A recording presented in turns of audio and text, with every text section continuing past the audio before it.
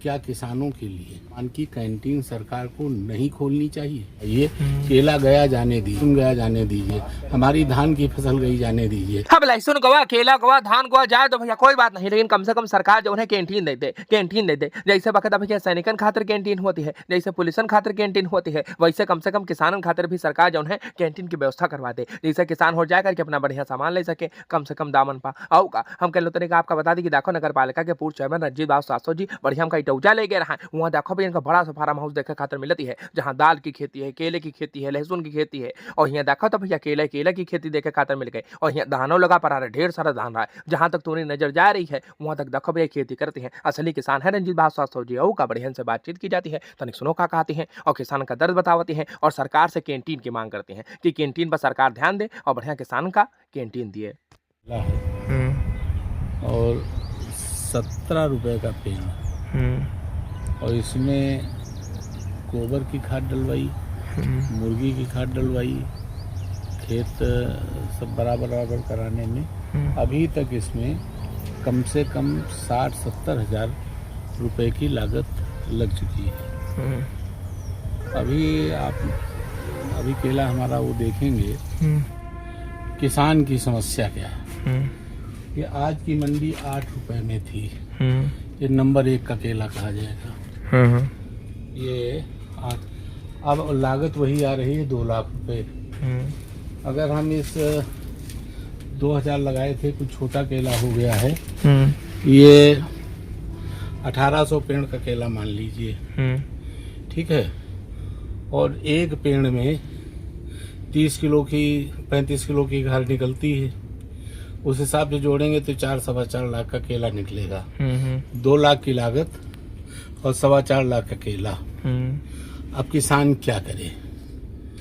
धान हमारा दामिनी और मोती लगा हुआ है, हाइब्रिड हम नहीं लगाते हैं। धान की भी कोई कीमत, धान मर गया हमारा खाद की वजह से। आधा धान हमारा ठीक है, आधा धान 16 बीघे धान है, आधा धान ठीक है, आधा धान नहीं ठीक है। कुल मिलाकर के हमारी एक मांग है सरकार से, ये तो किसान का जिंदगी भर का रोना है। हम लोग किसान हैं और खेती करते हैं। जब हम अपना बयान देते हैं तो लोगों को समझ में नहीं आता है, इसलिए हम आपको अपने खेत पर लाए हैं। ये अब आप जरा समझिए, जीएसटी ट्रैक्टर पर 28% थी।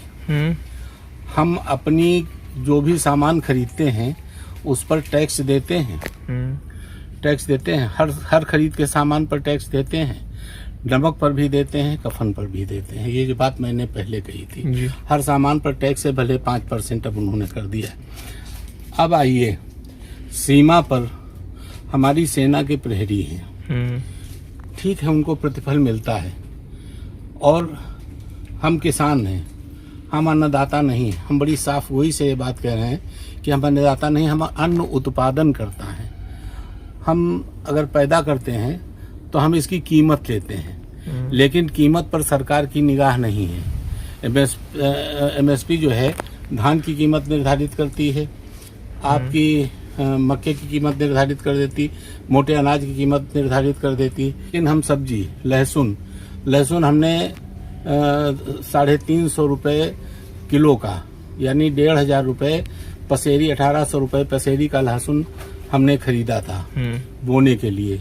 55-60 किलो लहसुन बोया था। आज की तारीख में लहसुन आप वीडियो बना करके लाए हो, 50 से 60 रुपए किलो फुटकर में बिक रहा है। ये मंडी का रेट नहीं। हम अगर बेचेंगे 55 रुपए, तो 50 हमारा लहसुन कितने का बिक जाएगा? नहीं बेचेंगे लहसुन, इसको फिर बोएंगे। लेकिन अब यह है कि लहसुन का, तो हमारा कहने का मतलब ये है कि जिस तरह से आप सैनिकों को, मुख्य बात यह है जो मैं कहना चाहता हूं, जिसके लिए मैंने आपको तकलीफ दी है यहाँ पर तक लाने की और खेत पर लाने की जहमत दी है, वो ये है कि जिस तरह से आप सैनिकों को, मिलिट्री को टैक्स रहित सामान देने के लिए कैंटीन खोले हुए हैं, क्या किसानों के लिए टैक्स रहित सामान की कैंटीन सरकार को नहीं खोलनी चाहिए?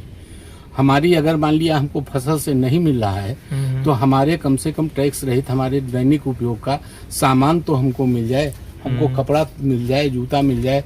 अभी आप किसानों की हालत देख लीजिए, आप किसानों की हालत, किसी के शरीर पर अच्छे कपड़े आपको नहीं मिलेंगे। ये हमारा गांव है, ये हमारी देहात है। सब लोग कहते हैं कि भारत बड़ा खुशहाल है, किस जगह पे खुशहाल है? तो हमारी आपसे अनुरोध है कि आप अपने चैनल के माध्यम से सरकार तक ये मेरी मांग पहुंचाइए। केला गया जाने दीजिए, हमारा लहसुन गया जाने दीजिए, हमारी धान की फसल गई जाने दीजिए। हमको भगवान खाने को देगा, हम लोग मेहनत कश लोग हैं, मेहनत मजदूरी करके खा लेंगे। लेकिन मजदूर भी किसानी छोड़ करके अब मजदूरी कर रहा है, खेती छोड़ करके अब वो मजदूरी करना पसंद करता। कम से कम 400 रुपये मिल तो जाते हैं, खेती में तो वो भी नहीं मिलता है। तो क्या किसानों के लिए कैंटीन टैक्स रहित नहीं होनी चाहिए? बिल्कुल। किसानों पर जीएसटी लेना जरूरी था क्या? किसानों के सामान को आप जीएसटी मुक्त कर सकते थे। खाद के लिए आप समय पर खाद का आप इंतजाम कर सकते हैं, नहीं कर सकते हैं। हमारी फसल जब होती है तो रोना आ जाता है। फसल जाती है, बताइए 8 बीघे धान हमारा अच्छा चल रहा है, 8 बीघे धान हमारा चला गया। आपने वीडियो बना करके देखा होगा। अब वो जो केला लगा है, केला से कोई उम्मीद नहीं, अगले साल भी उम्मीद नहीं। अब इसमें हम आलू बीच में बोएंगे, आलू बीच में बोएंगे, कहीं से तो अपनी जीविका पालेंगे। और जो वर्तमान में ये सब केले लगे हुए इनके, अब ये क्या करेंगे इनको? ये 8 रुपए में बेचेंगे, इसकी लागत निकल आएगी। ये आप देखे होंगे इसके अंदर ये केला टूटा पड़ा है। हम लोग उठा नहीं रहे हैं इसको। क्या करें केला, क्या करें केला? कौन खाएगा केला? जब बिकेगा नहीं, हमारी मंडी तक जाने की लागत नहीं निकल रही है, ट्रैक्टर का डीजल नहीं निकलेगा, मंडी की आढ़त का पैसा नहीं निकलेगा।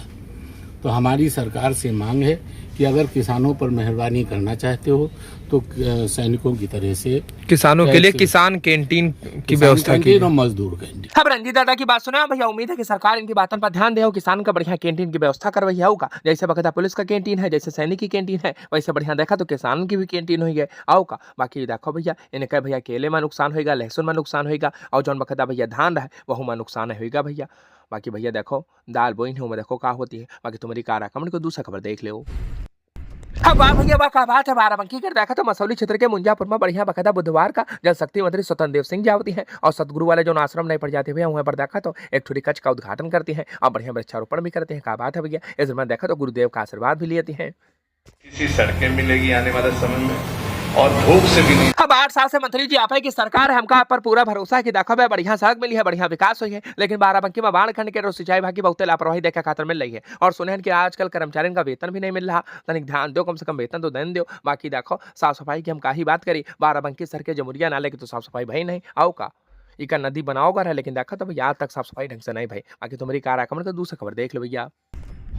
अब क्यों देखो भैया बाराबंकी से बहुत है, जब का मामला सामने हुआ हम कह लो तो नहीं आपका बता दी कि देखा तो पति जो है मारत पीटत रहा है और ऊपर से जो है अप्राकृतिक संबंध बना हुए आओ का। अब मामला बाराबंकी के भैया सुबेहा थाना क्षेत्र का बतावा जा रहा। अमेठी के रहने वाली युवती है, वो की शादी 1.5 साल पहले सुबेहा क्षेत्र के गाँव के रहने वाले युवक के साथ भाई रहा है। होना का था भैया, पीड़िता आरोप लगा करके बताओ थे कि शादी के दूसरे दिन से भैया पति जो है अप्राकृतिक संबंध बना हुए लाग आओ का। और ऊपर से जो है उकी जो महिला रिश्तेदार रहा है वह बकायदा हमका मजबूर करे कि सहमति जता दो। हम बकायदा बार बार विरोध किया तो हमका मारत पीटत रहे। और यही नहीं भैया, कहा बताइए हमका बेहोशी के दवा खिला दे, फिर जबरन जो है हमारे साथ अप्राकृतिक संबंध बनावे भैया। अब तुमका बता दें कि जो सुबेहा थाना के SHO साहब है, उनका कहना कि कोर्ट के आदेश पर पति और का कहती हैं जो महिला रिश्तेदार हैं उनके खिलाफ मुकदमा दर्ज कर लिया गया, जांच शुरू कर दी गई है। बाकी तुम्हारी कार कमेंट करो भैया, जब का मामला सामने आवती है। बाकी दूसरा खबर देख लो। अब कहो अंकल जी बड़ी मेहनत कर जो कहा बात देखो देखो अंकल जी बढ़िया बकायदा BLO है, बढ़िया बकायदा बड़ी मेहनत करते हैं, लेकिन एक जने बतान कि देखो या BLO ना भैया, या तो अंकल जी हैं, आंटी जी हैं BLO आओ का, और आवती अंकल जी हैं। और सोशल मीडिया पर वीडियो वायरल हुई, हम कर लो तो आपका दिखा दी कि वायरल वीडियो की पुष्टि तो हम नहीं गए थे, लेकिन तुमको बता दें कि शिकायत की गई है आओ का। मामला बाराबंकी के टिकैत नगर क्षेत्र के भैया ग्राम पंचायत बसंतपुर का है, जहाँ पर देखो भैया कहा है BLO द्वारा मतदाता सूची के पुनरीक्षण कार्य चल रहा है, लेकिन BLO मैडम खुद नहीं आती है, अपने पति का भेजती है कि जाओ जाओ तुम्हें देखो। अब देखा तो वीडियो सोशल मीडिया पर वायरल हुई, तुम कह लो तो आपको दिखा दी। उम्मीद है कि जिलाधिकारी देखें बढ़िया ठोस कार्रवाई करी है। बाकी दूसरा खबर देख लो भैया। हम केवल शास्त्र ही नहीं पढ़ेंगे, अपने द्वंद करने के लिए भी तैयार रहेंगे। अब वाह गुरुजी वाह का बात है भैया, बहुत गजब की बात कही थी। हम कह लो तरीका आपका बता दें कि बाराबंकी के गन्नास्तर में देखा तो भैया एक नहीं दो नहीं ढेर सारे गुरुजी बैठे रहे आओ का, टीचर बैठे पर रहे। तुमका बताओ चले कि देखो भैया ऐसा अखिल भारतीय प्राथमिक शिक्षक संघ द्वारा ज्ञापन कार्यक्रम का आयोजन किया जाती है और बतावा जा रहा है कि देखो भैया प्रमोशन में भी अब बताओ एग्जाम देना पड़ी है, ये तो कोई बात नहीं भाई। तनिक सुनो, शिक्षक का एक मामला 1 सितंबर को सर्वोच्च न्यायालय का फैसला आया है और सर्वोच्च न्यायालय का फैसला है कि सभी शिक्षकों को टेट नहीं किए 2011 के पहले उनको टेट देना पड़ेगा। प्रमोशन के लिए जूनियर में जाना टेट देना पड़ेगा। तो मेरा मानना है, संगठन का मानना है कि जिस समय शिक्षा सेवा नियमावली के तहत जो जिस समय तत्कालीन योग्यता थी उस समय वो नियुक्त हुए, ये निर्णय के विपक्ष में सरकार रिव्यू पटिशन में जाए। अब टीचरों की बात सुना भैया, उम्मीद है कि सरकार इन लोगों की बातों पर ध्यान दे और समस्या का समाधान करिए। बाकी दूसरा खबर देख लो भैया। अब का बात है भैया, अपने अरुण सिंह जी तो बढ़िया देखा तो इंस्पेक्टर रहे, बकायदा डिप्टी एसपी हो गए और का ऐसा 12 के पुलिस शिक्षक अर्पित वर्गीय जो है अपने बकायदा एडिशन साहब और बढ़िया देखा तो सीओ जगताराम करोजिया जी सब जने बकायदा भैया बैच लगाया करके ढेरों शुभकामनाएं दे रहा है। हम कल तरीका आपका दिखा दी। बाकी आपकी कार्यक्रम का दूसरा खबर देख लो। अब यू देखो 12 के जयपुर विधानसभा क्षेत्र में बिजली की जो भी समस्या है वो कर करके बढ़िया देखा तो अपने जयपुर के विधायक गौरव जी बढ़िया बकायदा बिजली विभाग के अधिकारियों के साथ बैठक करते हैं और उन लोगों का भैया देखा तो अपने क्षेत्र की समस्या बताते हैं, सुझाव भी देती हैं और शीघ्र ही कार्रवाई करे खातिर निर्देशित करती हैं। सब मैंने देखा तो भैया बढ़िया बकायदा रिजवाना और तमाम बकायदा पदाधिकारी और अधिकारी और देखे खातिर मिल रहा है। बाकी आपकी कार्यक्रम करो, हमका फेसबुक पेज इंस्टाग्राम पर फिर से फॉलो कर लो यार, हमारी जगह फिर से फॉलो करो।